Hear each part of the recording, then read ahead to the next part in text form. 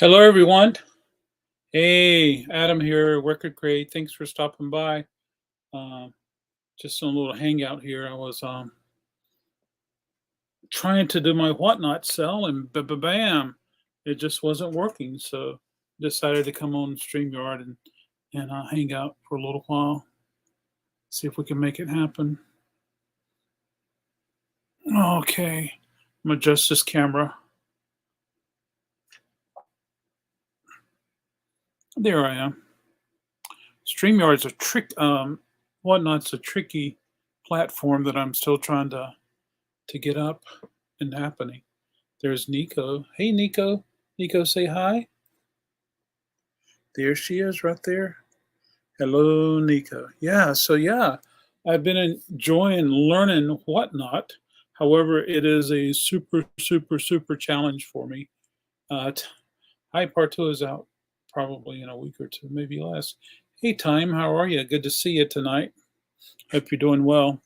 I think you said you were north of us, so I don't think you have anything to concern yourself as far as a storm. You might get some rain or something, but yeah. So I I tried to go live on Whatnot earlier, and it just wasn't cooperating, and I have no idea why. So I want to see if we can make it happen. Just hang out here for a little while and say hi to everyone. Hey, Sean, how are you? Good to see you. Good to see you. Yeah, I had scheduled a blues and blues rock record sale for Whatnot. Got started and it just wasn't working. Display wasn't working. Camera wasn't working. Bam. And so just decided to go on here and say hi to everyone and see what's happening. And I hope everybody's doing really well with the storm that's coming through. I just got a text from somebody. Oh, somebody died. Um, oh, oh, send me the streamer link. And oh yeah. I'll give the link out right here. And if anybody would like to come hang out tonight. Coolio died. Oh, Coolio. I think I have a Coolio record. I think I do. Yeah. So Kurt was with me at the Whatnot, and thank you so much for offering to help, Kurt. I have no idea what I did, what I didn't do. I'm all right, but my grandma lives down there, but I think she can get out pretty quick. Oh wow. Yeah. Wow. So what happened to Coolio? You know, we hear of somebody that's dying, and bam. Oh wow. Kurt, we're live, Kurt. How are you? So what happened to Coolio? He died. All right, say that again. I had to wait. He died. That's all I know. There's a headline on CNN tonight that Coolio has just died. So. And my own camera is doing some weird crap right now too. So I see that. Here comes Sean. Hey, Sean. Hey, Sean. What's happening? Adam. Hey, Kurt. Hey. How we doing? Coolio died, Sean. I'm excited.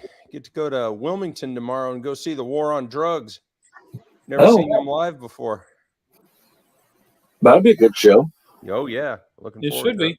How's the weather for Wilmington tomorrow? It should hold up. It should be okay. How was the sale in Wilmington over the weekend, Adam? I didn't go. I wasn't able to make it. Oh, that's a bummer.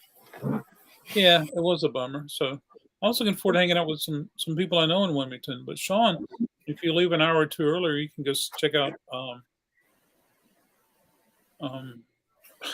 Matt. He has a shop called Gravity Records. Yep, I've bought some jazz off Matt in the past.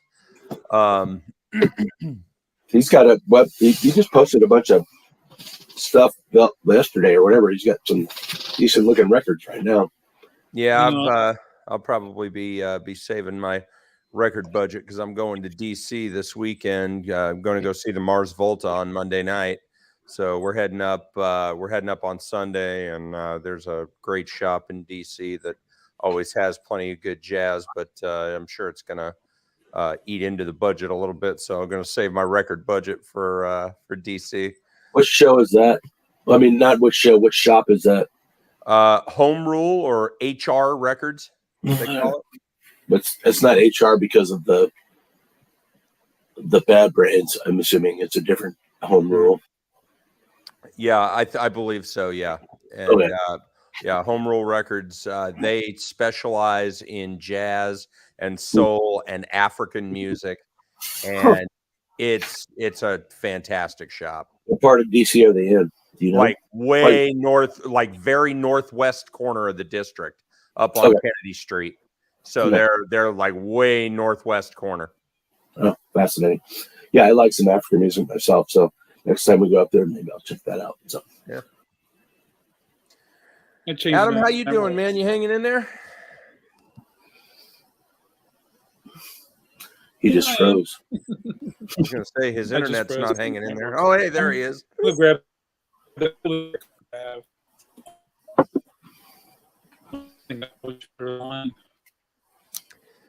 So yes, Mike. Listening to a band I've never listened to before. It's a group called Caldera from the 70s. They, kind of like progressive jazz, acid jazz type of, like they almost sound like the second coming of Tower of Power. Who's that? I think I might have just picked up some Caldera records. So pretty good. Oh yeah. I picked up an estate from a friend of mine who closed out his dad's house in Maryland. Mm-hmm. And, I ended up with like 500 plus. Oh wow! Soul, funk, blues records. So I think that is in there somewhere, but I'll have to look. Yeah. What was I going to say? Oh yeah, Adam, that sealed Sinatra record I got from you, man, that thing sound good. Good. Was it a vintage seal? Yeah, it was. It's a sealed '66 original of That's Life. It was one of those where the jacket wasn't shrink wrapped, but the disc was still sealed in that poly inner bag with the perforated strip. Oh, yeah. So part of this estate, I picked up about 25% of the records I got. There you go. 20%, that's awesome. 20% were sealed. So I've been selling some of them. Yeah, I was going to say, you're just going to kind of pick through what you want and sell the rest? Yeah. Because some of what I want is I already have. So, sure. Yep. Very cool. Make sure you open all the seal records before you put them out for sale. Will you be a smartass, or should I do that? If I promise them it's mint or near mint because it's sealed, I want to make sure it's still mint or near mint because it's sealed. I don't know what has happened in the last 30 years to potentially foul that record, but because I haven't opened it, it's not my fault. Besides, in Adam's defense, and in Adam's defense, I always say I'd much rather be a smartass than a dumbass. Yeah. Well, that's also the curse of the original shrink records, right? Because if they're 34, 40-year-old records with the original shrink, whether they're sealed or not, it starts to pull on the corners of the record, depending on how it's been stored. That's actually one reason why, why I really avoid buying sealed records online. Because, I'll always ask the seller, like, hey, if I buy this and I open it and it's, warped or whatever, I'm not going to ask you for a full refund, but, we need to have, I need to have some kind of discourse here. And, and so, and a lot of them won't even hear it. They'll just be like, yeah, well, I'll just move on. And I'll be like, okay, fine. That makes sense. And again, the lesson in the first sealed record, you can't see inside, but the surface is probably very clean. If you're a record dude like all of us are, you can generally tell. Ideally, even if it's still in the original shrink and it's sealed, that if it has that kind of warping on the corners or single zag, you say, well, stay away. pull on the corners a little bit. So just be aware. It may not, but it doesn't look like it's affecting the record. But and you know, one place where I actually breathe a little sigh of relief when it comes to vintage sealed records because of that is if they have a saw mark or something, you know, like they were cutouts in the cutout bin, even though it's still sealed, it releases a lot of that tension that saw mark does. So I don't mind buying cutouts. Sealed. Yeah, I don't mind buying cutouts that were still sealed at all because that's great because you can almost guarantee that that it won't pull on the corners and stuff. Yeah. I sold a Sade today that was sealed. It was pulled in the corners, but clearly it was not pulled in the corners so much that it was affecting the record. So it's like, I put that on there. I said, "There's clearly some pull because of the because of the seal here." But yeah, if there are any more sealed Sade records in there, let me know. There are not. Okay. But I need to go back through and I mean, I go through every couple of days and literally got 3 giant blue tubs, big blue tubs of these records. And my buddy's niece drove them down because she lives here and he lives out in Seattle. So I gave her a blanket amount. I said, "Here's $500 for driving these down," and I've easily doubled that right now. So, so this is Record Store Day 2022. Factory seal, Coolio. Oh, very nice. Put it up. I got to get this online almost immediately. So. Yep. People will jump on it. I hope so. Yeah. Well, cool, Sean. I hope you have a blast tomorrow. Seeing War on Drugs. Yeah, that'll be good. Looking forward to it. Absolutely, Kurt. You got big plans coming up soon? Was going to go do bluegrass stuff this weekend, but now they moved everything inside. I don't want to go to the super spreader event, so we'll see what happens. Because they moved everything inside because of the Ian, so it's really ironic because my favorite musician is Ian Curtis, but nonetheless, I will try to stay away from people. This is the second year. I remember. They did it about 8 years ago. 7 years ago, they had to move everything. Yep, absolutely. 7 years? Has it been happening in Raleigh that long? Yep. Wow. And now I've got either a bad cold or I'm on the verge of COVID myself, so I'm trying to avoid people for the next few days. So I hope you feel better soon, Kurt. So do I. My wife's been out for 2 weeks, so this is going to be my year of George type thing going on here with the I.E. Seinfeld. But right now I'm just like, okay, I'll sleep in. I'll get up. I'll do my work. I got COVID about 2 months ago, and luckily for me, it was pretty mild. I mean, I was one day that I had like aches and a fever, and then after that, I was fine. So. Good for you. I have a customer now that's really sick. Yeah, I've tested twice in the last 2 days, and I've been negative both times. So that's good. So I think it's just a stupid cold because the weather changed and we opened our windows. But yeah, it was funny. My son came home sick from preschool one day, and we got an email from the preschool the following day going, "Just wanted to let you know somebody in your son's class tested positive." We're like, okay, well, great. Now we know what he has. And we didn't even bother testing him because we knew what it was. And then my 15-year-old at the time, or no, she was 16. So my 16-year-old comes out and she's like, "Oh my God, I feel like crap." So I said, "All right, well, here, take this COVID test. I'm sure it's going to be positive." Sure enough, she took the COVID test and the positive line showed up before the control line. Yeah. That's what and having done this a few times, because we got it, my wife and I got it back in March or June, I guess. And we saw that as well. It's, this line isn't supposed to be there yet. Yeah. It was there. Well, I hope your friend that's really sick gets better soon, Adam. Yes, the Wake Forest customer. He's been sick for 2 weeks now, and he was very transparent, posted on Facebook, telling everybody it's real, it's real, it's real.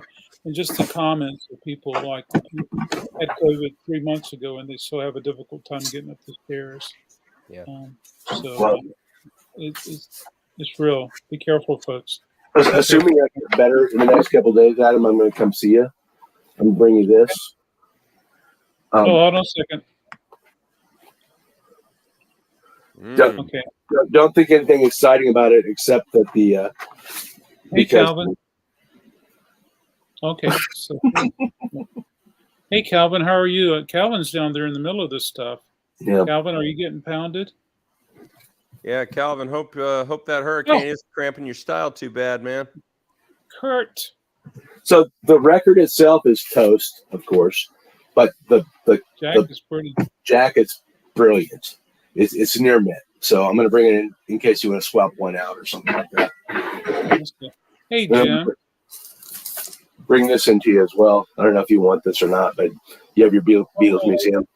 Okay, hold on a second, Kurt. Look at the first page. Oh. The back of the cover. The back of the cover. Yeah. Open the first page. Uh-huh. What am I supposed to remember which one it is. Is there an advertisement? Yeah. Is it for an automobile? It's for Polaroid. Oh, that's not the right one then. Well, and then the opposite side is opposite side of that. Of the cover is an automobile for Chevelle. Oh, okay. I got to get my stories. No, that's not it. That's not it. There's one that has an automobile, the first side, and if you hold it up to the light, is Mr. Beatles Pro here? He'll tell me exactly. Hey, Jam, how are you? Thanks for hanging out with us. We're just talking.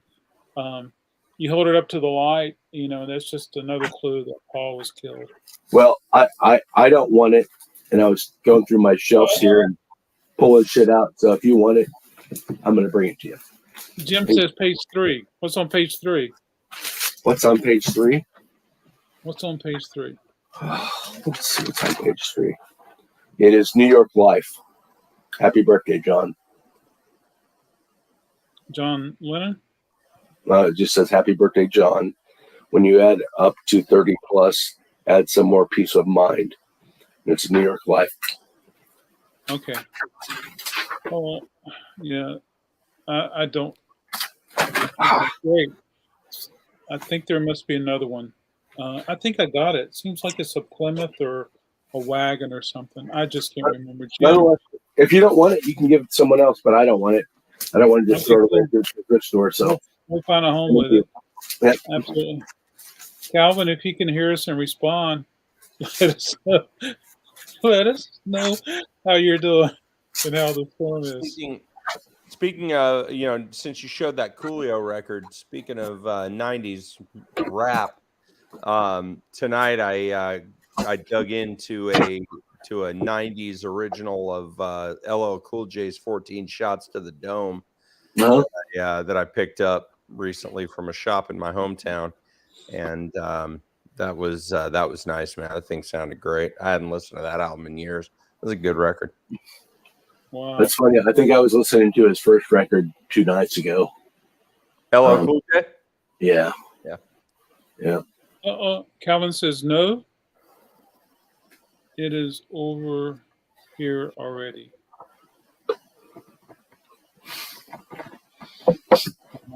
Might be flooded where the shelter is. Hurricane enters Florida, south where I am. Oh, okay, great. So it looks like maybe you avoided some stuff. Yeah. Oh boy. Yeah. That's good to hear. Yeah, a friend of mine that I do some side business with, he's in Tampa, so he didn't evacuate. He's riding out the storm. But man, that's one thing I'll say about Florida. The rest of the country, we might make fun of Florida all the time as being, America's penis or not, not inhabitable by humans or whatever else. But man, I'll tell you what, when it comes to hurricanes, those people don't give a shit. Yeah, and again, most of my friends are on the east of Florida. So I think that the west is what was getting really particularly pounded today. So. Yeah, but then it's going to cross over Florida, go out into the Atlantic, and then turn around and make landfall again around Charleston and Savannah, around there. So that'll hit us harder then, in that sense. Well, thankfully, right now we're out of the path. Charlotte's going to get some of it, but we won't. Interesting. Yeah. I mean, hurricanes are unpredictable too, so you never know what's going to happen. But yeah. But nonetheless, we need to try and predict them all the time, Adam. Like everything else, we need to say this is what we expect is going to happen. It was bigger and deafer is what I was listening to the other day, Sean, in terms of the LL Cool J. Oh, nice. Which is the second record. So.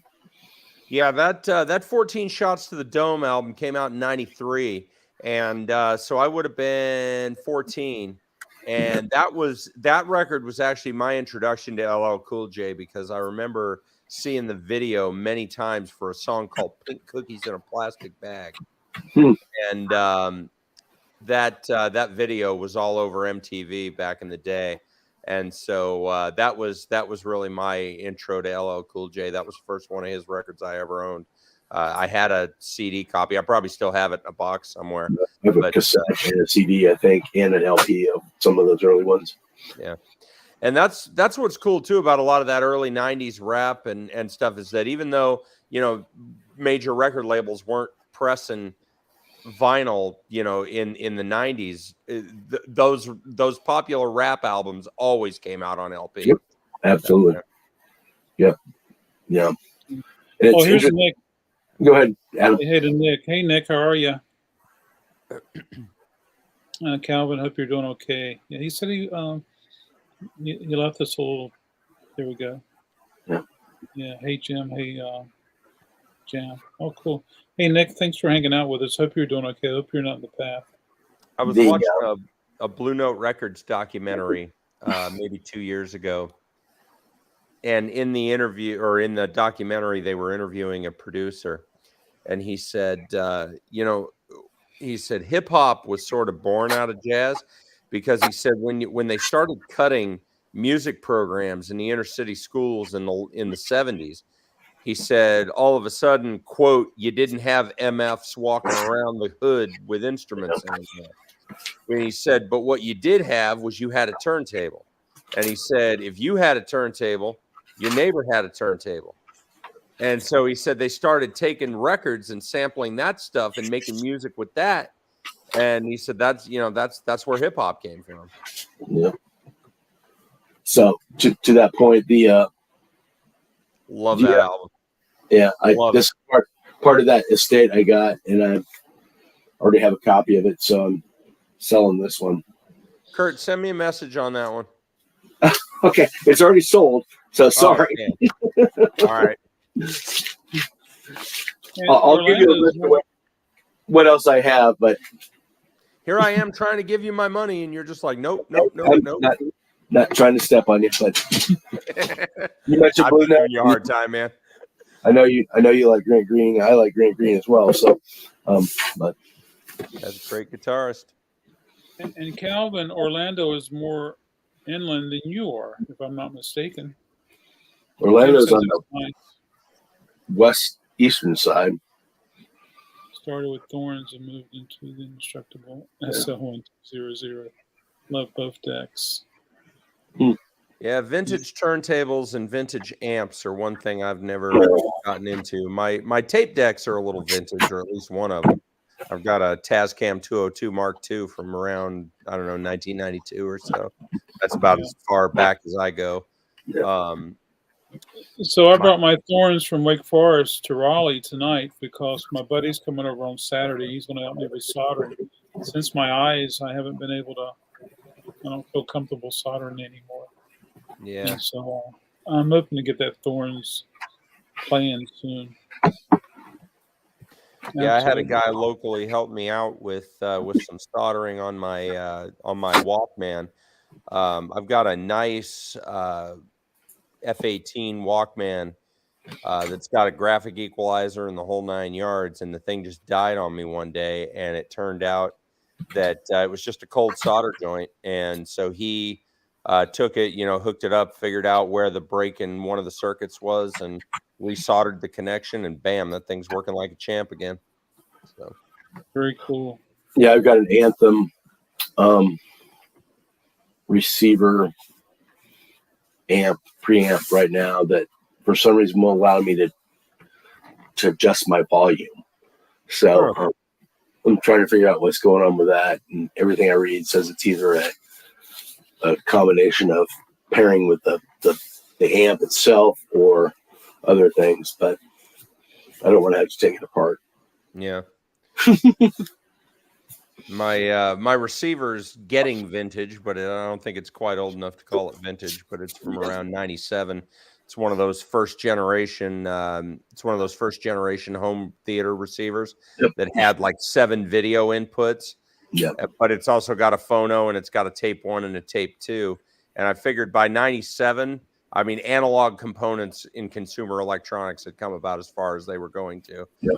Everything was moving digital at that point. But that was before HDMI. So it's got like coaxial digital outs and stuff like that because it's a first generation home theater. But man, that thing sounds great. That receiver, the phono stage in that receiver sounds well. And that's what this Anthem is. So it's first generation. It's the VP2 or whatever it is. But those receivers were the ones that were available to try and convince people to buy DVDs. Yeah, the first DVDs came out in 97. So, they were like, oh, well, if you buy DVDs, you can buy these home theater receivers and get, all the surround sound and blah, blah, blah, blah, blah. Yep. But a lot of those first generation receivers actually have really good analog components in them. But Nick, which the ones do you have? I can't remember the one I have. Is it a 131? Can be.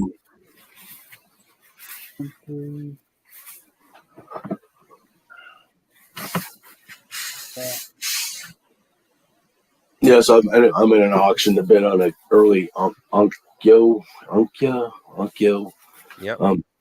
Which I've had in the past, and they're really relatively good. So at least to have something that I can actually turn up and turn down, until I figure out what's going on with my Anthem. So. Yeah, I mean that's what mine is. It's an Onkyo. I've owned several Onkyo receivers in my time, and I've never had a complaint with them.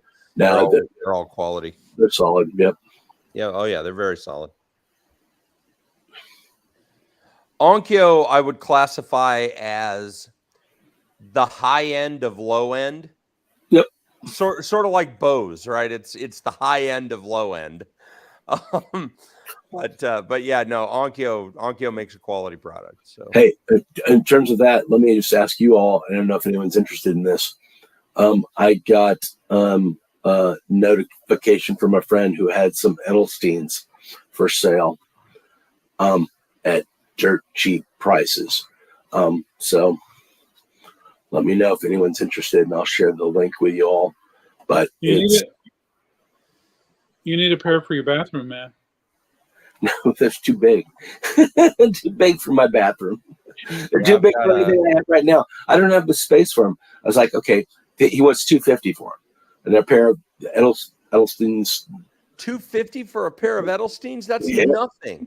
And absolutely, you're absolutely right. Do they look good? Do they sound good? They look good? No. Do they sound good? Yes. Is what he told me. He said so they have some condition issues in terms of how they look, but they sound like they're just new. So I was going to say $250 for a pair of Edelsteins. It's $1,700 speakers. So. Oh, yeah. I mean, I've got a really super clean, nice pair of Klipsch KG4s from around 1985, and man, those things sound fantastic. Yeah, I would love to have them. I don't have the space for them. I don't need them. Yeah, but he was like, "Are you kidding me? $250?" But nonetheless, I'm not going to drop it because I don't need it right now. Tell him to join the Steve Hoffman forums. He'll find somebody that'll take those in a heartbeat at $250. I'm guessing he will. He's in the Durham area, I think, from what I understand. So they would argue about it first, Sean. Oh, of course they would. Yeah, that's how it works. The Steve Hoffman forums is one of the most infuriating places on the internet if you love music. But I've made a lot of friends there over the years, and that's about the stereos as opposed to the records, or is it's an audiophile forum. Okay. So, those people take everything that's wonderful about listening to music. They take 99.9% of everything that's great about listening to music, cast it aside, and focus on that 0.1% of things that they just want to dig their heels into. What if?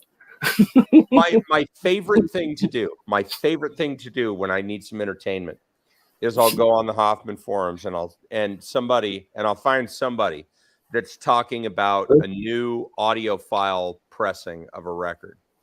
And without a doubt, somebody is going to say, this is the greatest one I've ever heard. And quote, I'm hearing things that I've never heard before. And as soon as I see somebody say that, I will instantly ask them, please enumerate the things that you are hearing that you have never heard before. Like, quantify that. I want to know what you heard that you've never heard before. And, I've been a Hoffman Forums member for 17 years now, and not a single person has ever answered that question directly when I've asked it. Because they think you're a troll. Yep. they recognize that you're a troll. Sorry, if nothing else, the whole MoFi quote unquote scandal proved beyond a shadow of a doubt that audiophiles cannot hear the difference between analog and digital. They can't. But or at least when it's in the chain. At least $25 more for each of those records versus the other ones.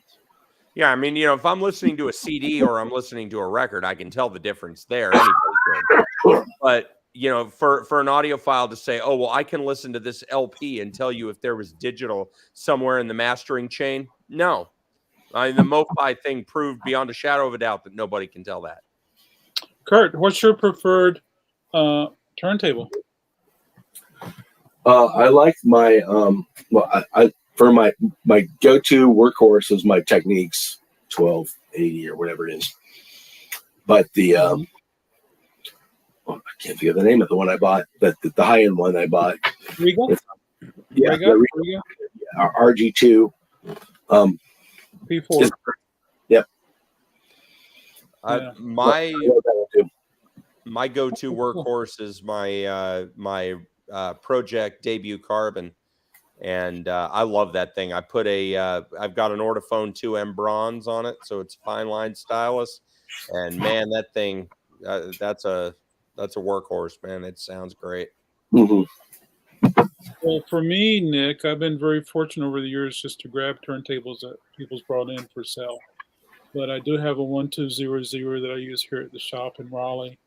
But I really like late 70s, early 70s Technics. But I also have a Bang & Olufsen and Phase Linear and some other stuff like that. But I'm not. Which Bang & Olufsen do you like, Adam? I'm sorry? Which Bang & Olufsen do you like in particular? Well, the one I have came in, I bought it. It's the one that's RX. I always say it's one of the prescription turntables, but it's, yeah, I don't even remember the number, but it's fun. Yeah, it's got a really thin arm, and you press a button, and it does its thing. And does it move across, or is it an angle? It's not linear. Okay, it's not linear. Okay. Yeah. I have a linear Technics that I really love. It's super small, too. I was able to trade advertising for 2 turntables. Ooh, AMG Gira. Oh, cool. Wow. Sweet. Very good. I see a bunch of words up there I don't know, so that must be good. Yeah. Your turntables are worth more than your car. Now, there's a man with his priorities straight. Absolutely. I mean, cars, a lot of them go down in value. Yeah, that's for sure. Yeah, it's one of the reasons I won't buy a new car. I buy cars about once a decade, and I just drive them into the ground. I'll buy a 2-3-year-old used car and just drive the thing into the ground. What's going on the keyboard? Okay. Well, hello, Nico. Hi, Nico. Hey, Nico. You look all handsome. Oh, there's the pretty girl. Here she is. Tell everyone hi for a second. She's like, Dad, get off the internet.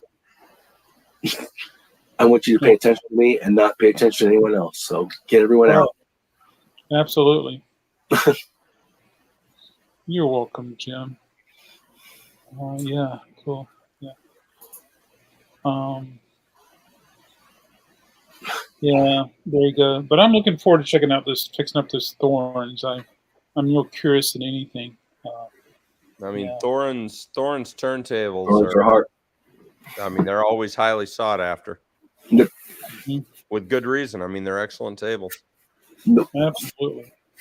Well, she wants a CAT scan. That's what she needs. What's up with? I'm sorry to ask this to everyone. I haven't seen TC in quite a while. What's he up to? I think there was a time about 2 weeks ago that all three of the original Darn brothers were on the on one of the feeds, but yes, he popped in. I mailed him his records this week. Okay. There we go. Jim says it's the records that matter, though, the music. It is. It's actually the content of the records as opposed to the records themselves. But I guess that's what he probably mean, Jim. To that point, Adam, I'm trying to come to see you on Friday. Ideally, I'll feel better on Friday, and I'm going to come see you and get all up to speed on everything I bought from you. So, well, I'll be in Raleigh on Friday. Okay. Well, maybe I'll come on Saturday. Where are you going to be on Saturday? I'll be in Raleigh. When are you the next time you're in Wake Forest? Sunday. Okay. I'll come see you on Sunday. Priorities are basically holding up my house at this point. Yeah. Well, you get so much pleasure and enjoyment out of your records. I mean, like in your music, and some people choose to buy drugs or gamble, and the next morning they don't have wonderful records to listen to. Yeah, Nick, and that's why I'm in the process of selling off some of mine right now, because I think my house is going to fall over if I keep buying more records. So, Would the floor just cave in? Yeah. Or it's all going to lean to the back side of the house, given the way everything's laid out. So, 8,000 records is going to tilt my house to the back. But well, I've never heard of that happening, but you might be the first. Reality is it's not going to happen, but it's a right time to get rid of records that you don't listen to a lot. Not that I'm getting rid of all of them, but I'm trying to get out there and pull some records out of the vault, but I just can't price what's been coming in. Whoa! And she jumps. Let's see, Sean. Sean, I don't think you're connected right. Yeah. So I want to pull things out of the vault. I want to get more and more stuff out of here.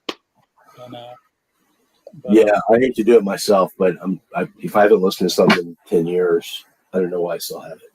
So, I don't need 30 copies of The Dark Side of the Moon pressed in every country. And I don't have 30 copies of The Dark Side of the Moon, but I've got a bunch of different records that I just have not ever listened to. It's like, all right, see you later, record. Now, I do need 120 copies of Whipped Cream and Other Delights, so bring those on, people. Yeah, guys, sorry about that. My laptop just decided to die on me. My battery was dead. I didn't realize it. So. I was trying to be the guy with record stack that in the closet. Let's screw up. Yeah, I keep one copy of anything. That's all I need. I need a copy to play. That's it. If I upgrade a copy I have to a nicer one or an older pressing or whatever, I'll just take the other one and put it on the dupe pile. I don't have time or space to be having multiple copies of stuff. I think I've made 3 exceptions to that rule my entire life that I have. So what are the exceptions?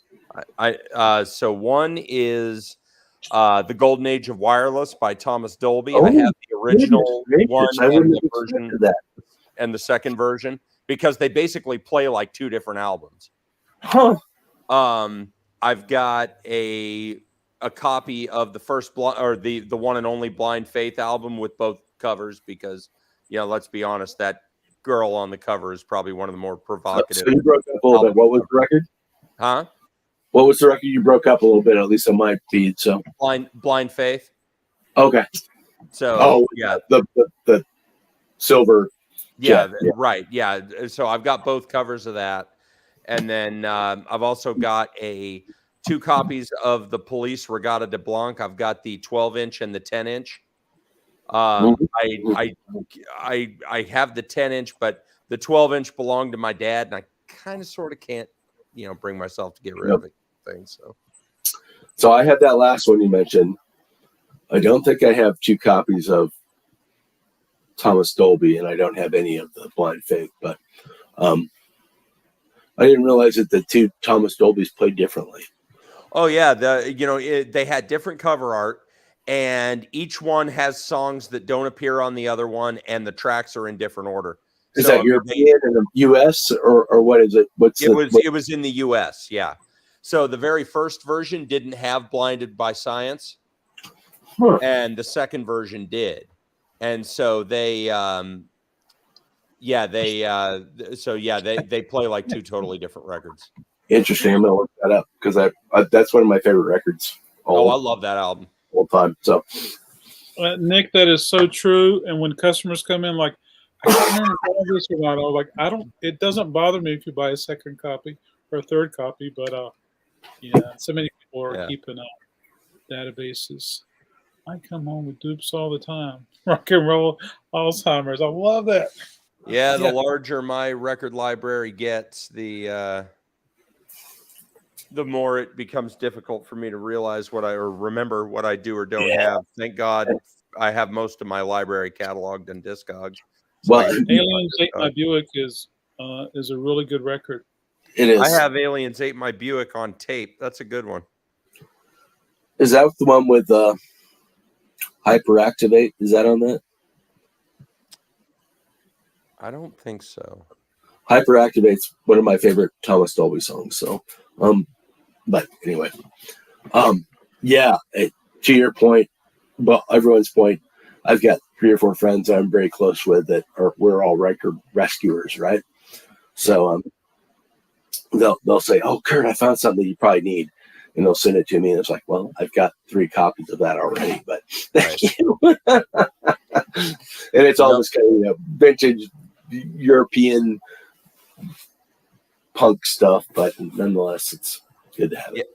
Yeah, I had somebody offer me their copy of Poison Ideas, Pick Your King, the one with Jesus on the front and Elvis on the back, and he wanted too much money for it. Like it wasn't worth what he was asking, so it's like, nah.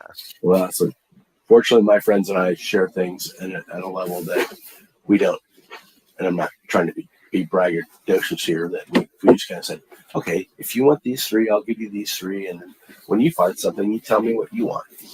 So I got a bunch of 7-inches the other day from my buddy, and I think I shared it with you and Adam the other day for like Fetus and some of these other old school industrial stuff. And it's like, I said, what can I give you, Steve? And he's like, no, nothing. So these are $75 each. I said, no, I don't want anything. You sent me the party thing. You sent me this the other day, and it's like, okay, well, I guess we'll keep it even. I picked up an early Ministry record not long ago, and man, it's amazing how they morphed. Which with Sympathy or the the Land of Rape and Honey. Oh, okay, that was just after With Sympathy. So yeah. That's so good. So Nick, I just looked it up. Mine's the Thorns 130. It's from the mid '60s, and the arm's been replaced, and part of the plinth has been replaced. And so, but the son I got it from, of the father who passed away, is on the lookout for more pieces when he the older vintage pieces. How many turntables do you have, Nick? What was that, Kurt? I was asking Nick how many turntables he has because it sounds like he's got at least a couple. Well, it says he has the 1200, then he has the Thorns. All high end, so. And then Jim had the ones that were more expensive than his Buick that got eaten by aliens. I think the PX2 linear is the same as the PX2 Yamaha. I think that's the same as the Phase linear. I love direct drive turntables. It is. The PX2 is the same as the Phase linear, if I'm not mistaken. And I have the Phase linear, which came out first. Nope. Let me take that back. It was Pioneer who took over the Phase linear. So yeah, that's a cool turntable. I've seen those before. Yeah, they are cool. Those Yamaha PX2s. Yeah. Okay, gotcha. Nick says he think he has 5 tables. Oh, just give him a vintage Sansui to a buddy. Oh, that's so cool. I'm down to 3. So. I don't know much about Sansui turntables, but I know that Sansui amps. There are a lot of guys on that fix vintage equipment that hate working on Sansuis because like all of the money is in the teardown. Just tearing them down to get what you need to get to is, I mean, that eats up a gigantic amount of time. Apparently, I didn't realize how much of a pain in the butt Sansui receivers are to work on. But well, yeah, that's true, Sean. It also depends on which vintage it is. But there's some early '70s Pioneers that are like, whoa, you got to tear everything down just to get to the front panel. And then, but my Yamaha receiver, I think I've shared an image with you, but man, that thing is so spacious on the inside, and it's so laid out. It's such a wonderfully designed, receiver. Oh, that's great. Yeah. And I mean, even with tape decks, right? I mean, you got things like, the Nakamichi Dragons that, could automatically adjust tape head azimuth and all this kind of thing. And It's like, I mean, there are so few people in the world that are able and willing to work on those. There's a lot of little servos in there, that's for sure. Oh, yeah. Mm-hmm. And then, of course, it's also the time of the year when, like the purple capacitors that Technics used, every one of those in the world needs to be replaced. Oh, yeah. Yeah. So I was just looking at the Golden Age of wireless releases. I didn't realize that there were so many and so different. So yeah. Yep. The first US copies they had a totally different cover, and they didn't have Blinded by Science. And Yep. It came later. So yeah, interesting. So yeah, I lost my '80s SL 1200s in Divorce #2, and she gave it away. Yep, I work at a shop fixing guitars, and only tube gear. The owner stopped taking in solid amps solid 6 years ago. Too many unavailable parts. And thanks, Jim. I know your ex-wife, I guess, because I picked that up for free, but I'm just kidding. Yeah, Nick, my Wake Forest shop, the space was used by a television repair person. And Nick, if you know anybody that's interested in any Sam, what is that? What's that magazine? That magazine, but that periodical that was published in repair shops got them. Sam's. I want to say Sam's Amp, but that's not it. But it's a periodical. You know what I'm talking about, Nick? I got tons of those. Yeah. I have a Nakamichi that's not a Dragon also. They're cool to have, that's for sure. Yeah, I've always had good luck with TIAC. I've got 2 tape decks. They're both dual ones. I got that Tascam 202 Mark II that I was talking about earlier from about '92, and then I've got a TIAC double tape deck from around 2003, and both of those are good, solid decks. Yeah, there was a time that there were so many good decks that were being made by so many companies out of Japan. Technics, Sansui, Kenwood, Yamaha. The list goes on and on and on. Yeah. So when I was growing up, my dad always had a Technics turntable, but it wasn't a 1200. But that thing was a beast. Yeah. I made a house call last week, and I came back with an 80s Technics table, and I'm looking forward to checking it out. It's the one that's got the little light in the back. Yeah. Close to, yeah. Does it have the big long stop-start button? Yeah. Oh, it's fully automatic. Okay. Yeah. I just picked up an early Technics receiver and receiver / preamp, and it's beautiful. It looks good, but I can't get the left channel to play, so I need to figure out what's going on there. Guessing it's not purple capacitors. Yeah, I'm guessing it's not an easy fix because the guy I bought it from, who I think you actually know as well, Greg, said it worked when he sold it to me, but it doesn't work now. It's not just the speakers. If I plug headphones into it, it doesn't work either. So it's something internal, not just the speaker connection. So there you go. Yeah. My guy in Selma that I took a lot of stuff to after my eyes, he passed away. And I have a buddy that occasionally will come over and give me some special time. But I can't blog anything. I can't talk about it, or somebody be like, and so, but I'm very fortunate that he comes over occasionally and helps me out. Yeah, nice. I'll just open it up because again, I have everything I need right now, but I'll just open it up and see if I can figure it out. If I can't, it's money lost, I guess. So, yeah, I got lucky with that guy that helped me out with the Walkman too, because I just posted a thing in my neighborhood Facebook group asking if anybody knew, how to work on, circuits and things to see if there was a solder joint or anything else. And one guy was like, "Oh, well, I don't do it, but I know somebody else. If man made it, he can fix it," kind of thing. I called him and he was like, "Yeah, bring it over." And so he looked at it, and I don't know, 20 minutes, it was done. And yeah, I've got a bunch of books that tell me how to fix electronics, but I don't read books anymore, so I'm not sure that it's going to do me any good. So, to your point, I'm more likely to try and find someone to say, "Can you fix this? Can it be quick and easy?" And if it's not, I don't need to worry about something I spent $50 on as opposed to right XYZ. Yeah.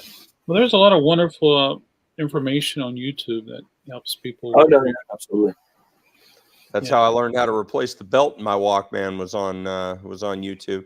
I found a video of somebody replacing the belt on the exact model I had. To learn how to put lights in my light fixtures. No, I'm just kidding. But where else YouTube comes in handy is if you need to replace something in your car. I don't care what kind of car you have or what it is you need to replace. Somebody made a video on how to do it on YouTube. And there's like 8 of them, though. That's the problem. You don't know which one you need to pay attention to because they're all just slightly different. And one's 3 minutes and one is 44 minutes. And my God, and this is probably partly my own issue, but I like text, right? When I'm learning how to fix something, I want text that walks me through it step by step. I hate it when you go on YouTube because it's always, "Hey guys, today I'm going to show you how to replace X, Y, and Z. And if you like my channel, make sure you like and subscribe." But, it's like, come on, man. Can we just get to it? Like, yes. Cut the wires, put these wires together, put them together, and sell me what I need to do. Don't tell me that, what if you use this particular wrench versus this particular clipper. We like to cook in our house, and recipe sites are the same thing. Like you go to recipe sites and they will spend 30, they'll spend, the first 5 pages talking about the history of the recipe and how the first person in my family that made this was in 1687 and blah, blah, blah, blah, blah, to the point that it's annoying enough people now that a lot of recipe sites just have a jump to the recipe. Yep. Go straight to the recipe. Yep. Hey, Nick, thanks for hanging out. It's good to hear about your tables and good to hear about your what you do for your day job, and love talking electronics. Looking forward to see you again, Nick. That's awesome. Thanks. I'm not far behind you, Nick. Have a great night yourself. Yeah, we're all there. And I got to put this baby girl to bed so I can get out of here. But like I said, I hope anybody that's in the path of the hurricane, I hope you're safe, and I hope you're stocked and prepared. And even us guys, we're up here in the Raleigh area, and it never hurts to be prepared. Nope. 1 or 2 questions for you, real quick, Adam. Did you share those bluegrass records with the people at? Yeah. State of Beer. They did a. What did they do? It was a type of Pilsner. I don't understand. I don't know the connection. Thanks, yeah. But it has something to do with Pilsner beer and oysters. And since it's the Bluegrass Festival, they played bluegrass music during this event. Okay. So they used your records. And then I guess you probably both saw that, and maybe you don't care, that all the bluegrass stuff was moved inside over the weekend. Yeah, I saw that, inside, so so I'm going to avoid about that. Yeah. I'm going to avoid it all because I don't want to go to a super spreader event, but nonetheless. I hear you. For sure. Be safe out there. That's for sure. I love the Bluegrass Festival. There's a lot of good things that goes on there, and I know a lot of vendors there. So sad that all right, gentlemen, I'm going to go make another cocktail, listen to some jazz, and call it an evening. Good evening. I'm going to do the same. So have fun, Sean. On trips. Be safe out there. All right. I'll talk to you guys soon. See you later. Right, take care. Good to talk to you all. Yep, you too. Kurt, I hope you get to feeling better. I hope it doesn't develop into the. I don't think it'll be the CD, but I think I'll be better in the long run. So ideally, your wife having a fabulous time. Yep, but she finally met up with her sisters today. So she got there on Sunday, and Monday she was spent a couple days by herself, and then she hooked up with her sisters today. So. And now they're on the trail together for the next 2 weeks. So very cool. You mentioned TC. I was thinking about him this afternoon, thinking I haven't gotten an alert that he's done any videos lately. So I need to check and make sure I'm still subscribed. So I probably should do that tomorrow. Tomorrow I'm placing my RSD order, RSD Black Friday. Oh, I haven't looked at the list out there right now. Oh yeah. I posted on Instagram. No, I'm sure you have, and I haven't paid attention to it because we got all kinds of other crap going on. But absolutely, and some people had responded, and so I'm basically just ordering what people have responded to, and making it happen. Well, and, clearly my list has gotten shorter because I'm now in the process of doing a little bit of outsourcing in terms of selling my records versus getting more. So. But if it's things like Nick Cave or other things that I really love, I'm going to see what's out there and see what I can do. There's a gun club. I'm not sure if it's... The gun club is doing the last 6 releases. They've done some live release or something else. Yeah, there's a lot of live stuff, which is good. And there's a lot of picture disc stuff, but picture disc. Picture disc. But But I'm not that big of a gun club fan to say I need to have all these live recordings of the same song. So yeah, there's a Grateful Dead, and I mean, there's a lot of good stuff, a lot of wonderful stuff. I think a lot of people want a reissue of Wish on traditional black vinyl, and I don't blame them for that because now they have an opportunity to get it. So that's what's great. So that's the benefit of Record Store Day for anyone still listening and cares. It's a good opportunity to get that kind of information. So absolutely. Well, I'm going to take off, Mr. Sir. It's good chatting with you. You as well. I hope everything works out, and we can hang out on Sunday for a little. Yeah, while. we'll see each other sometime really soon. Promise. So. All right. Hey, good night, everybody. Thanks for hanging out with us for a little while. I appreciate it, Nick and Jim and Sean and Calvin came in here. Good to hear an update on Calvin. Calvin, if you're still listening, I hope things go really well tonight for you, and I hope you know, I hope your place is okay, and everybody else who popped in that enjoyed listening, didn't say a word. Thank you so much. Oh, Time Fragment came in. Time Fragment posted some really cool music on their channel, um, and some vaporwave stuff, and it was really good. So, that's the Time Fragment does that vaporwave stuff. Okay, thank you. Yeah. Some good stuff. And so, yeah, Kurt, I'm going to say good night. Good night, everybody. Good night. Stay safe, and we'll see you next time. Give the girl a hug for us. So.